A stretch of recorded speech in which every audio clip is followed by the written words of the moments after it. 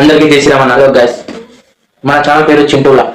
నేను ఈరోజు ఛత్రపతి శివాజీ మహారాజ్ గురించి, ఆయన చరిత్ర గురించి మనము మన ఛానల్లో తెలుసుకుందాం. శివాజీ మహారాజ్ గురించి part 1, part 2, part 3. Chhatrapati Shivaji Maharaj గురించి మీరు ఆయన చరిత్ర గురించి తెలుసుకోవాలనుకుంటున్నా, మన ఫస్ట్ ఏంటంటే మన యూట్యూబ్ ఛానల్ ని ప్రతి ఒక్కరు సబ్స్క్రైబ్ చేసుకోవాలి. అలాగే మన ఇన్స్టా ఐడిని ఖచ్చితంగా మీరు ఫాలో అవ్వాలి. శివాజీ మహారాజ్ 1630 19వ తారీఖు రోజున మన మహారాష్ట్రలోని పూణే సమీపంలో శివనేరి దుర్గంలో జన్మించారు. తండ్రి షహాజీ భోస్లే బీజాపూర్ సుల్తాన్ల వద్ద సేనాధిపతి, తల్లి తన బీజాబాయి.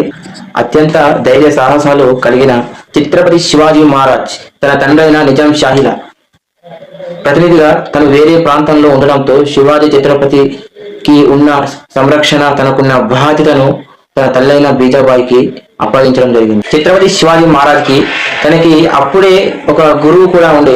ఆ గురువు పేరు దాదాజీ కొండాదేవ్. ఛత్రపతి శివాజీ మహారాజ్ కి అసలు రాజకీయం అంటే ఏమిటి, రాజ్యాన్ని ఎలా పరిపాలించాలి, యుద్ధ తంత్రాల గురించి తను నేర్పించడం జరిగింది. మాల్వా ప్రాంతంలోని మావలికి యువకులను ఏకం చేసి పరాయి పాలన నుండి విముక్తి పొంది హిందూ సామ్రాజ్యాన్ని స్థాపించాలనే లక్ష్యాన్ని 15 ఏళ్ల వయసులోనే మన శివాజీ చిన్నప్పుడే నిర్దేశించుకున్నారు.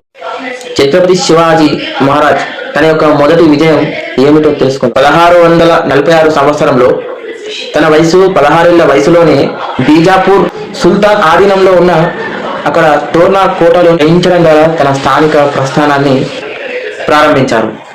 ఆ తర్వాత కొండానా, సింహగఢ్, పురందర్ వంటి కోటలను, ముఖ్యమైన కోటలను ఛత్రపతి శివాజీ తన సొంతం చేసుకున్నారు.